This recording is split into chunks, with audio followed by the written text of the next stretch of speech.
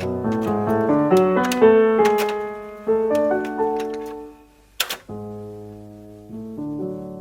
à tous et bienvenue sur cette cinquième vidéo sur SketchUp où nous allons découvrir comment mesurer des éléments et aussi comment placer des points repères sur ces 10 éléments.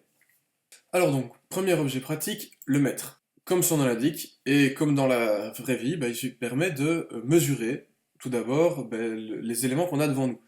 Donc je choisis le point de départ de ma mesure et je fais glisser sur l'arête que je veux mesurer. Je me rends donc compte, en bas à droite, que s'inscrit donc la mesure exacte de cette ligne qui est de 1638 mm. Pareil pour n'importe quelle autre ligne, et je peux même mesurer dans le vide ici, par exemple mesurer la diagonale qui fait donc plus ou moins 1937 mm. Donc mesurer comme ça a assez peu d'intérêt puisque normalement quand vous avez créé votre élément, vous avez à chaque fois indiqué des mesures précises dès le départ sur chaque élément. Maintenant, ça peut être intéressant si c'est un projet qui n'est pas le vôtre ou que vous avez fait déjà il y a un certain temps et que vous ne vous rappelez pas exactement des mesures, c'est quand même assez intéressant de pouvoir les mesurer. Maintenant, l'outil de mètre a aussi un autre intérêt, c'est qu'il va vous permettre de placer ce qu'on appelle des repères. Donc, imaginons que sur cette droite ici, qui fait plus ou moins donc 1638 mm, je veux tracer une ligne à combien, on va dire, à 1400 mm. Je vais donc commencer à mesurer, taper ma mesure et faire Enter. Alors on ne le voit pas très bien parce que les arêtes sont assez épaisses, mais ici vient de se créer un petit repère, on le voit un petit peu, un petit repère, donc exactement à la bonne mesure. L'intérêt de ce petit repère, c'est qu'il va créer, comme on a vu dans une des vidéos précédentes, il va créer un magnétisme. Donc maintenant, mon point va se magnétiser, comme on l'avait déjà vu, sur le point milieu, mais aussi se magnétiser en noir sur le point de guidage, qu'il appelle point de guidage. Donc le guide qu'on a installé, ça va faire un point noir. Et donc on va pouvoir tracer une ligne, ben voilà ma ligne, exactement à la mesure que je voulais. Ça va nous permettre évidemment de créer plein de points repères à plein d'endroits différents. Quand on part d'un point, on va pouvoir créer un autre point repère. Maintenant, si je pars de n'importe où sur une droite, ça va me créer une droite repère. Donc, je vais pouvoir faire donc une translation de cette droite. Si je veux une translation de cette droite à, mettons, 300 mm, je me retrouve donc avec un repère à 300 mm par rapport à la droite de base. Pareil, ça va me créer des points de magnétisme pour pouvoir placer d'autres droites par la suite.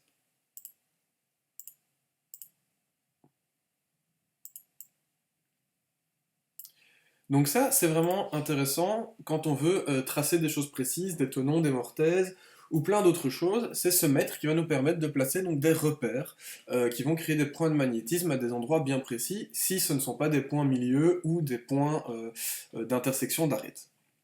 Alors, donc, tant qu'on est dans ce mètre, c'est bien donc de pouvoir mesurer ces longueurs, mais ce qui peut être intéressant parfois, c'est de voir visuellement quelle longueur ça fait exactement et d'avoir cette vision en permanence.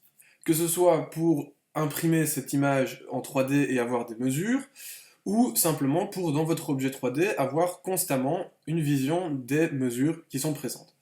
Pour ça, on a l'outil cotation, qui se trouve ici. Cet outil cotation va donc permettre de créer des cotes visibles comme sur un plan. Pour faire ça, c'est pas très compliqué. Il vous suffit, comme pour le mètre, de cliquer sur le point de départ de votre cotation, cliquer sur le point de fin de votre cotation, et va donc se créer une barre de cotation que vous allez pouvoir déplacer avec exactement la mesure, donc 1400 mm, puisque c'est mon point repère que j'avais positionné, avec votre mesure exactement écrite.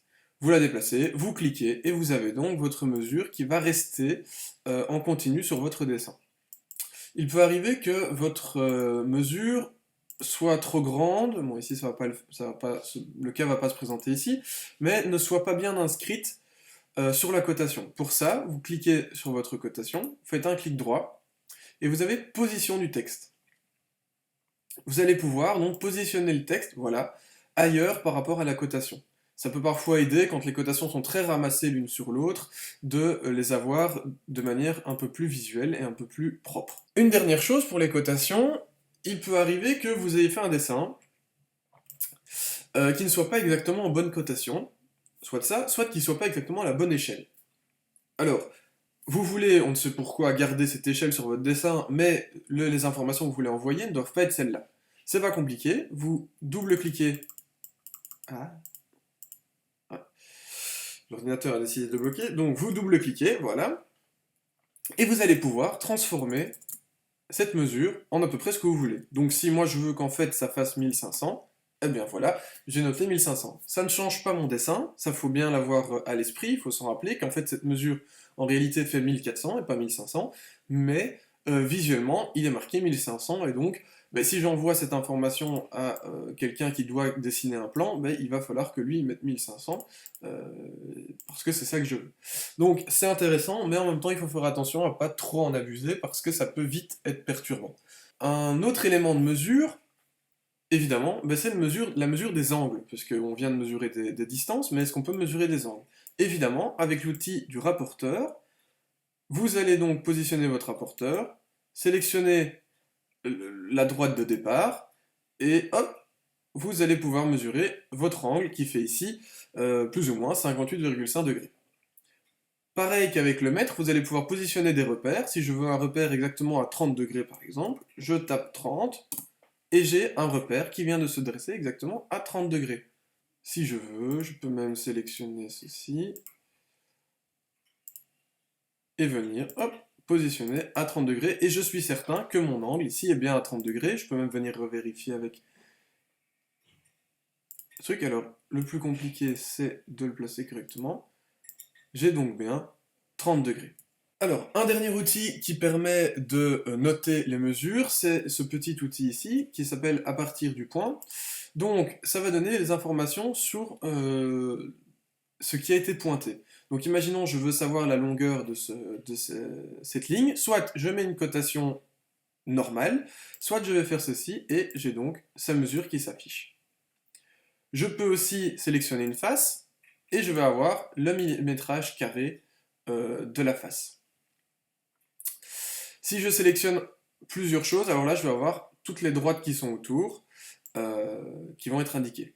Évidemment, ceci permet aussi, vu qu'on peut aussi le sélectionner, de noter n'importe quoi. Donc, par exemple, hop, dire que ceci, c'est la face. Ça permet d'indiquer pas mal de choses sur nos plans. Si ce sont des plans que vous devez partager à d'autres personnes, vous allez pouvoir indiquer peut-être la matière dans laquelle doit être fait cette face, peut-être la rugosité, etc.